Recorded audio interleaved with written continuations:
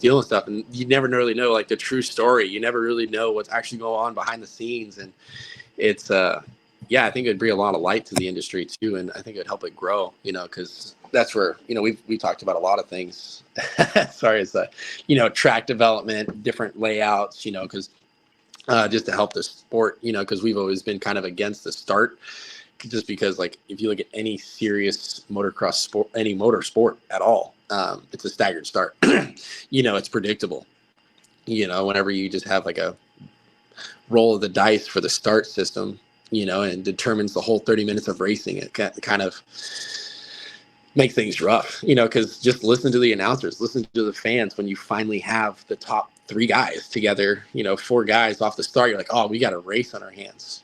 And it's like, you could have that every weekend, so it's, there's a couple of things that I'd be interested to see the sport. I don't know if let's try a little bit more. I think that's where the playoffs could be a neat little tester of doing more of a staggered start, or even how the Euros do it, MXGP, where that first gate is dominant, where it's like you want that first gate. And if you're second pick, you want that second gate, because starts like this last one at Ironman were terrible, where you can get a start from the outside.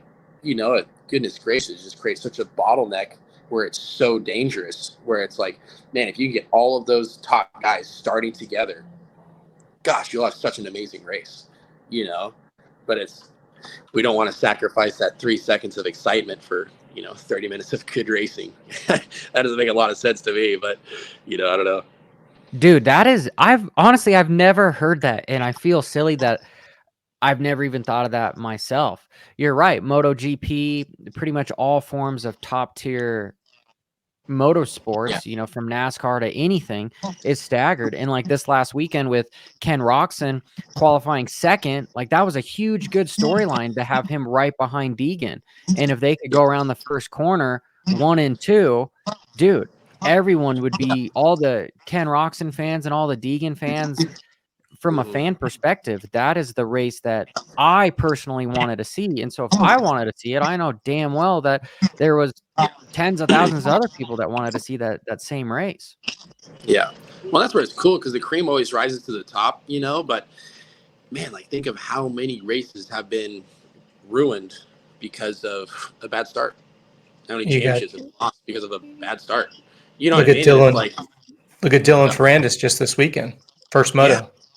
Jeez, your point well taken, because he had good gate pick. He's on the inside. And then think of how many guys have done that on the start. I mean, that have ruined their championships. Yeah. Well, it was 2 years ago. It was Austin Faulkner. He was coming back from a lot of injuries, and then he gets taken out by his teammate just right there on the start. And if they were literally the staggered, there's nothing saying that moto guys are pussies. Absolutely no. They risk their lives all the time. But that start is so freaking, look at this weekend, where not this weekend, but this year, Hunter almost ruined his Supercross championship hopes because of Vince Freeze cutting everybody off. Grant Harlan did ruin his Supercross season because of what happened. And if these guys were staggered, it would keep everyone safe. How many times have people come around the first corner and have been gnarly injured? Look at Trey Kennard when he got landed on. That was the first lap, right? Yeah. Not saying that you're not going to have exciting racing, but everyone is going to be healthy and clean around the essentially first lap, because you'll have that like bike length kind of between each other. Nobody's going to really be getting landed on per se. Yeah. Well, that's where it's frustrating, because to think that you're getting rid of the excitement is just totally ignorant, and it's just not true. It's just like, there's so many different ways you could set up the start system where it's still exciting, and that third guy could still beat the first guy. You see that happen in Formula One. When you set it up properly, you still have that excitement. It doesn't have to be how they do the staggered start now, where everyone has to go through this one thing. It can be like any staggered start in any other motorized sport. You know what I mean? Like, we're the only ones that held back by bear traps for some reason. And, that's whenever you learn. Yeah, I mean, there's so many cool ways of doing it, and I really think the racing would thrive, because I've heard a lot of complaints from sponsors where they don't like the start, where it's the roll of the dice. They don't have a guarantee their guy's going to be up front. You know what I mean? Like they just don't. Or even make it through the first turn, period. Yeah. Yeah. All, you know what I mean? all It's that time and money, and it's over. yeah. Well, I think that's a Hymas great and thing for us Deegan. to kind of observe, where it's like, why not try it? You know what I mean? It's like, would it be that bad to have one playoff race, try it and see how it goes? You know, or hey, just do a random ass race and see how it goes. You know, because gosh, when you look at our sport, you look at the fans, you look at the intensity, you look at how gnarly it is. It's like we got so many things that sports don't have that are so exciting that people are not even that aware of.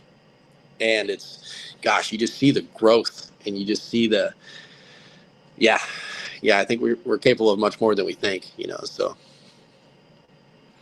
Dude, and honestly, you're absolutely right with the super motocross races that are going to be at drag strips. Cause I do think like if you're going to do a staggered, you might need a little bit longer of a start, maybe just minutely, you know, but everyone's relatively going to get there. You could honestly increase the speeds on the start and have it still be safer because everyone has, what would you say? It would be foot peg to foot peg kind of a thing. Foot peg to front wheel would be kind of how it would be staggered, just like in MotoGP. MotoGP, I think they might be a full bike length or two for everything. Honestly, it could be shorter too, because all you need to do is have that first turn to the left of the first gate. That's all you need.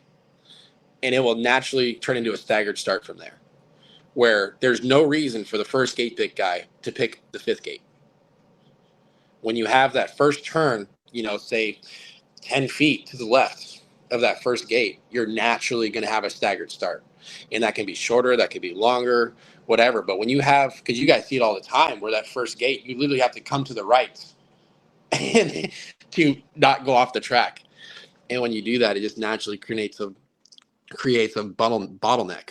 And it's just, man, it's when you make that pressure situation and every single one of those guys is trying to get a start, things are going to go wrong. Ben says, look at the first turn crash in MX2 in 2012. Tommy Searle and Hurlings wiped out first turn. One of the maddest first turns I've ever seen. You know, they were both going for the title. Like that ruins the racing. Absolutely. If the top guys that you're rooting for are out. Yeah. Right. Yeah. And as far as you get this a lot, like whenever I make some sort of video of something, people are like, we don't care. We don't care about the guys in 30th or what. We want to watch the top 10. And truthfully, yeah, that's how it works. Those guys are the ones that get the most press time. You know, they're the heroes of everybody. So why not, as a sport, collectively make it guaranteed that those guys are going to be out front together, but they're so close to each other that anything could happen. If you had first through fifth in points pretty much all the time racing each other first through fifth, them going back and forth, that would make some amazing racing, as opposed to, like you said, some guy getting an 18th place start, and there's no way Tomac is going to be able to come through the pack inside of 20 minutes in a supercross to get up to Jet. Just not going to happen. No. And Johnny, next time you watch a race where, sorry to interrupt, but watch a race. No, go, Jake. Yeah. Where your first guy and your second guy, not even that, but sorry, the second fastest guy, when they get a bad start, they're like 10 seconds behind the guy in the first three turns. You know what I'm saying? Like, how can you make up that time unless you're unreal faster? You just can't. You know what I mean? It's like, even if you're a second faster, that's a lot of time. That's a lot of laps to make up. And Johnny, take what you've been saying. What if we only had, for conversation's sake, let's say we had a 20-man main event that's only factory bikes with a staggered start based on qualifying time like MotoGP. And then you have your secondary class, which is exclusively for privateers, same thing. That, because what's being said in the chat room, the staggered start would hurt the privateers more than the factory guys. Point well taken. So partition the race off. Now the spectators get yet another race where at least the bikes and the equipment are on par with one another. So then you literally just build it up. And like you said, after maybe X amount of races, whoever's top 3 or top 5, maybe you get those top 2 guys end up making let's call it the A group, which is all the factory bikes. So everybody's got an incentive to keep doing better, not just everybody settling. This is, to Jake's point, exactly.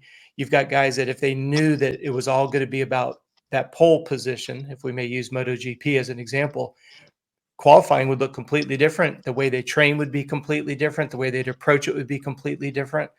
I mean, what does Webb always say about the qualifying? They don't pay for qualifying, therefore he doesn't care about it. Maybe that's just because he's bad at qualifying. Because he's always like 10th or something. But to Jake's point, though, it would be a game changer if he was sitting in at a 20 guys on the gate. He's in 10th place staggered, because that's kind of been his trump card, is that he can step up when the pressure's on. It paradigm shifts everything to Jake's perspective, and we end up all getting a better race because of it. 100%. And I guarantee you ask guys like that, they're guaranteed to have a 10th place start. They'll take it.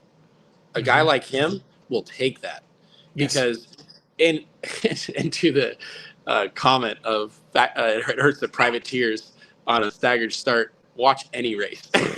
You can't compete with those factory boys on a start. I don't give a crap. You know what I mean? And we've always been pretty good starters, and and that's where my sizes always work, is when push comes to shove, I can get a good start. But those factory boys, they got it figured out. There's a reason why those factory bikes are always up front. Okay. They know what they're doing. All this would help is not only the safety, but the consistency of having the top guys with the top guys, and the cream rises to the top. You've seen it time and time again with even privateers coming through the pack, passing factory guys and working their way up. If you give those guys, there's a couple of them right now that would love to guarantee have a 10th place start. Because right now it's screwed me so many times of having a bad start, and I got to work all the way up to 10th. I've had numerous races like that, especially 2020 when I was fit and pretty quick. Back was still bad, but I had numerous times of coming from last to 10th. And it's like, if I could have started in 10th, you know what I mean? I would have been pumped, and it's your sponsors would have been pumped. Everyone would have been pumped. More people would have been like, hey, Jake is a consistent guy. Let's give him a bike, because he's going to be top 5 there. And I love there's so many guys, because that's where I love not even using myself as an example. I actually don't like using myself as an example, but there's so many guys. And I guarantee you, if you ask him, think of Tomac, think of all of these guys where they've had so many races ruined because of just one little mistake on the start. You know what I'm saying? And it's like when the system's set up where it just totally destroys you for making a mistake, it's like, we're human.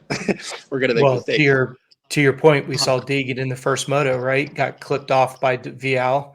Vial cuts over. Deegan comes out of the first turn. He's buried 14th or 15th and gets up to 10th by the end of the moto. Yeah. Well, and then even Deegan. And we could have had an exciting race like that was Vial and Deegan right from the get-go. Every race this year. Every race. Well, from Supercross. Think of it in that context. It's like every single race could have been that exciting.